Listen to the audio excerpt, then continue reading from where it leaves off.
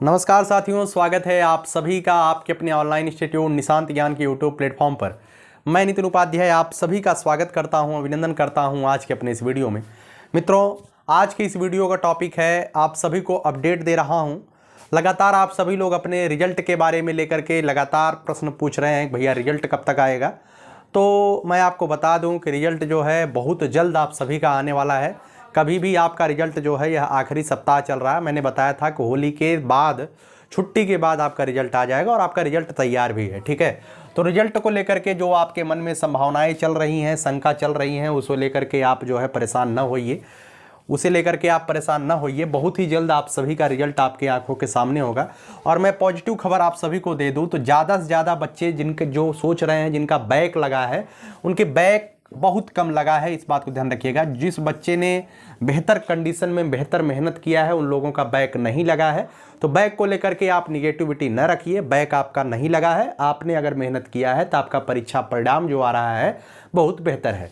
और मैं यहाँ पर लिख दूँ, लास्ट वीक चल रहा है। लास्ट वीक मतलब लास्ट वीक का मतलब आप समझ रहे हैं कि अभी रविवार आने वाले, शुक्रवार शनिवार है, उसके बाद रविवार है। रविवार के बाद वाला जो सप्ताह होगा वह आपके लिए लास्ट वीक होगा। अभी 2 दिन जो समय बचा है, शुक्रवार और शनिवार, यहाँ भी जारी किया जा सकता है, लेकिन अगले सप्ताह में तो कन्फर्म ही है जारी होने वाला है। ठीक है, तो आप सभी लोग टेंशन मत लीजिए, आपका रिजल्ट सामने है। रिजल्ट भले सेकंड सेमेस्टर का रिजल्ट भले ही वीक हो रहा है, लेकिन यह रिजल्ट जो आने वाले रिजल्ट है वह मतलब कि जो आने वाली परीक्षाएं हैं वह आपके रिजल्ट की वजह से लेट नहीं होंगी। इस बात को ध्यान रखिएगा। मित्रों, यूपी टेट का नोटिफिकेशन के बारे में मैं आपको बता दूं, एक वीडियो मैंने बनाया था यूपी टेट के नोटिफिकेशन को लेकर के। अभी 3 दिन लगातार जो है डिपार्टमेंट ऑफ बेसिक एजुकेशन का जो ट्विटर है, उस ट्विटर पर 3 दिन लगातार, ठीक है, उस ट्विटर पर 3 डेज लगातार जो है यूपी टेट की बात हो गई है। यूपी टेट नोटिफिकेशन की बात 3 दिन लगातार जो है उस पर की गई है। इसका मतलब है कि आपकी जो शिक्षा सेवा चयन आयोग, जो मुझे जानकारी मिली भैया, कुछ लोगों ने कहा कि भैया पीएनपी ही करवाएगी क्या, तो मैं बता दूं अभी कोई निश्चित जानकारी मैं पुख्ता तौर से नहीं कह सकता हूं पीएनपी करवाएगी, शिक्षा सेवा चयन आयोग करवाएगा। लेकिन जो ड्राफ्टिंग है वह जो है जारी है किसकी, नई शिक्षा सेवा चयन आयोग की, शिक्षा आयोग की जो है यह ड्राफ्टिंग जारी है। और आप सभी जो है 20 तारीख तक जो है, 20 तारीख तक आप सभी जो है कुछ न कुछ खबर सुन लेंगे। 20 मार्च तक किसके बारे में, शिक्षा सेवा चयन आयोग के बारे में। अगर 20-25 मार्च तक इसके बारे में कोई खबर नहीं आती है तो मान के चलिएगा पीएनपी के हाथ में फिर से एक बार यूपी टेट का जाने वाला है सिस्टम, पूरा पीएनपी के हाथ में। लेकिन अगर इसकी ड्राफ्टिंग कंप्लीट हो जाती है तो निश्चित तौर पर शिक्षा सेवा चयन आयोग का गठन होने के बाद ही यूपी टेट कराया जाएगा। ठीक है, तो इसके बारे में टेंशन मत लीजिए। 3 दिन से लगातार इसके बारे में लगातार नोटिफिकेशन की चर्चा हुई। उसका मेन कारण मैं बता दूं क्या है। कारण ये है कि देखिए, राजनीति की बात मैं नहीं कर रहा हूं। जिस दिन शिक्षा मंत्री जी ने बोला कि समानुपात बराबर है, बेसिक शिक्षा में शिक्षकों की कोई आवश्यकता अभी फिलहाल नहीं है। ठीक है, तो आप सभी लोग जानते हैं कि मार्च का महीना है और फरवरी का महीना था और बजट सत्र चल रहा था।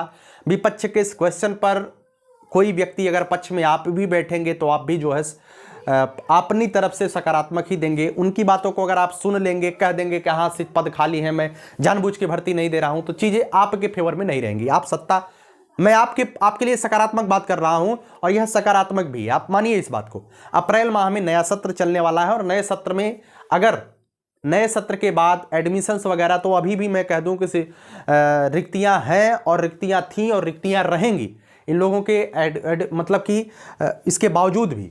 लेकिन इस बात को ध्यान रखिए, अप्रैल माह में जो है नया सत्र चलेगा। इन्हें जो है अगर वैकेंसी देनी है तो कहने का मौका मिलेगा कि नए सत्र में जो है स्कूल में एडमिशन से ज़्यादा हुए हैं, जिसकी वजह से हमें शिक्षकों की आवश्यकता है। ठीक है, इस बात को ध्यान रखिएगा। अभी जो चीज़ें हुई हैं बेसिक शिक्षा मंत्री जी के बयान के बाद डिपार्टमेंट ऑफ बेसिक एजुकेशन पे जो यूपी टेट की बात चल रही है वह आपके लिए सकारात्मक ही है। आप सकारात्मक ही लीजिए, टेंशन मत लीजिए।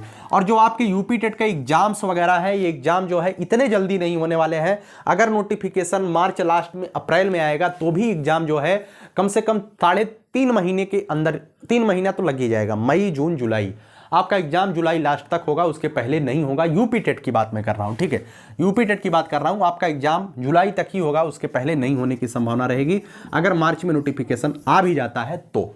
नहीं तो अगर मार्च में नहीं आता, अप्रैल में आता है, मई में आता है, तो ये चीज़ें और आगे बढ़ती चले जाएंगी। और जितना आगे जाएगा 21 बैच के छात्रों के लिए उतना ही यह सकारात्मक रहेगा। ठीक है। और नई शिक्षक भर्ती को लेकर के आप सभी लोग यकीन करिए इस बात को। कुछ लोग कहेंगे कि जिस तरीके का पीएनपी का रवैया है डीएलएड के प्रति, अभी मैं भी कह रहा हूं डीएलएड के प्रति जिस तरीके का पीएनपी का रवैया है, उसे नहीं लगता है कि 21 बैच को शामिल होने का मौका मिलेगा, क्योंकि इनका रिजल्ट अगले बार मार्च अप्रैल में आएगा। तो मैं बता दूं अभी फिलहाल जो है सेकेंड सेमेस्टर चल रहा है। थर्ड सेमेस्टर की एग्जाम्स जैसे ही आपके होते हैं तो आपका यह दायित्व तो बनता है, 21 बैच के साथियों का, 21 बैच के बच्चों का दायित्व तो बनता है कि वो अपनी परीक्षा नियत समय पर करवाने के लिए, नियत समय पर चतुर्थ सेमेस्टर की परीक्षा करवाने के लिए मतलब कि पीएनपी के सचिव से या जितने भी गणमान्य अधिकारी हैं उनसे जो है अपना आग्रह करें कि हमें भी जो है आने वाले समय में टीचर बनना है और शिक्षक भर्ती में मौका मिलना चाहिए।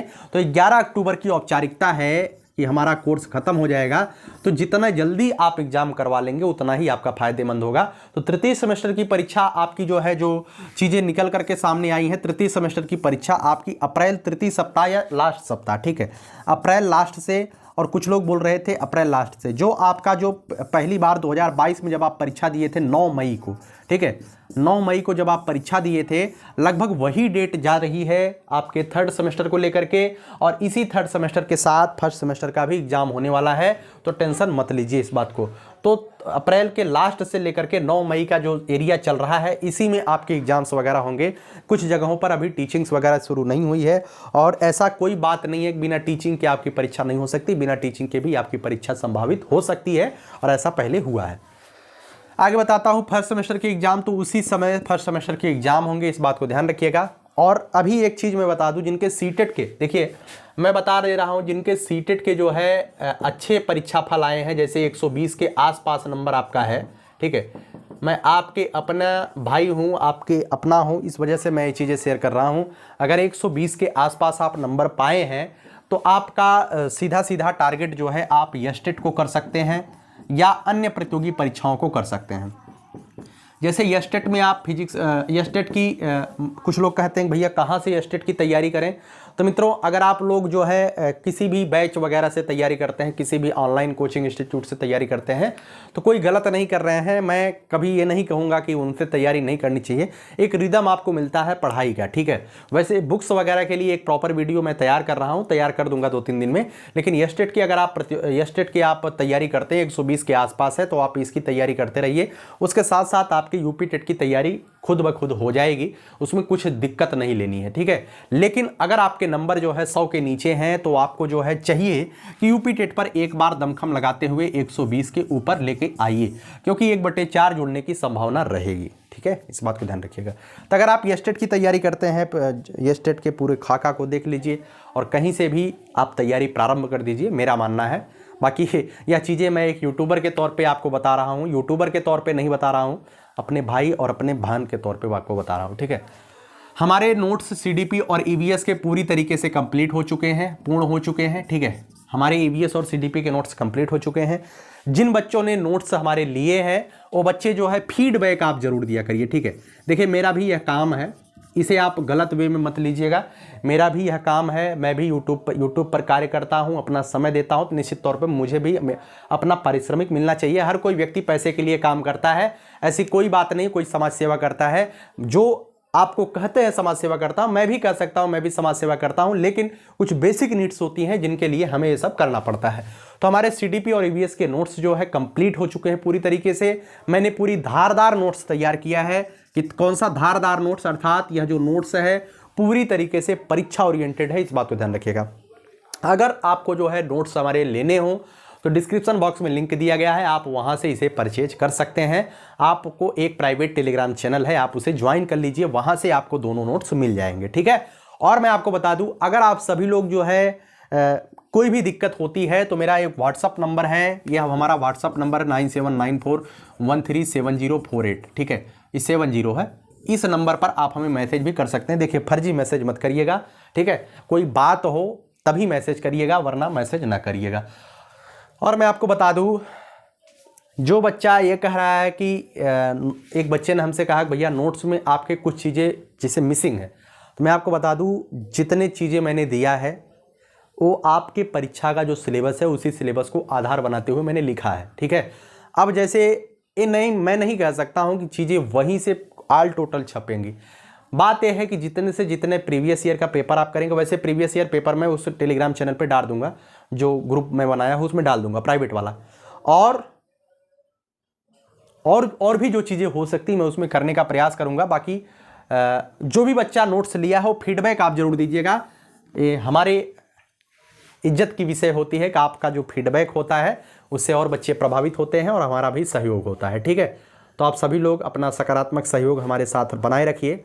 जो भी आगे होगा मैं आपके लिए ही करने का प्रयास कर रहा हूँ, आपके लिए ही उद्यत हूँ, अहर्निश आपके लिए परिश्रम कर रहा हूँ और ईश्वर ने अगर चाहा तो आपके लिए बेहतर ज़रूर करूँगा।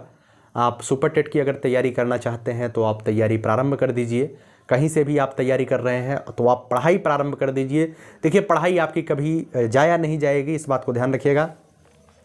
बस माता पिता पर भरोसा, भगवान पर भरोसा रखिए। माता पिता के सपनों को साकार करने का एक दृढ़ संकल्प लीजिए। हाँ, इस धरा पर आखिरी बात मैं बोलता हूँ, इस धरा पर आपके माता पिता के अतिरिक्त आपका हित चाहने वाला कोई नहीं है। आपको अगर लगता है कि फलाने आपका हित हैं, हितैषी हैं, तो गलत है।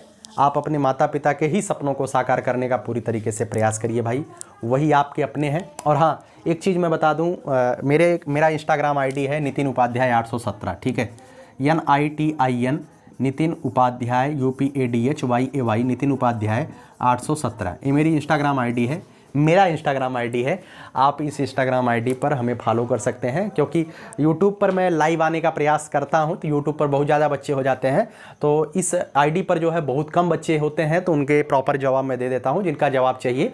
यहाँ पर मैं लाइव आता हूँ, लगभग दूसरे तीसरे दिन लाइव आता हूँ, तो आप आ जाइएगा, इंस्टाग्राम पर फॉलो कर सकते हैं, ठीक है। तो आगे जो भी क्लासेज मैं एडजस्ट करने का प्रयास करूँगा, आगे होगा। अभी फ़िलहाल मुझे भी कुछ हमारे सामाजिक दायित्व हैं जिनके निर्वहन में मैं काफ़ी व्यस्त रहता हूं और किम कर्तव्य विमूढ़ की स्थिति बनी हुई है।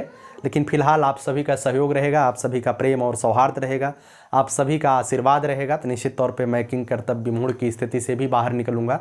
और ईश्वर माता सरस्वती से मैं हमेशा अनुनय विनय करता हूँ कि मुझे इतना ज्ञान जरूर रहे कि आप सभी का मार्गदर्शन ऐसे ही मैं लगातार करता रहूं। बस आप सभी का प्रेम आशीर्वाद यूं ही बना रहे और प्रयास है बेहतर करने का, देखिए क्या होता है। चलिए, आखिरी लाइन बोल करके वीडियो को समाप्त करूंगा। यही जज्बा रहा तो मुश्किलों का हल भी निकलेगा, जमी बंजर हुई तो क्या वहीं से जल भी निकलेगा। न हो मायूस न घबराई अंधेरे से मेरे साथी, इन्हीं रातों के दामन से सुनहरा कल भी निकलेगा। बहुत बहुत धन्यवाद। जय हिंद, जय भारत।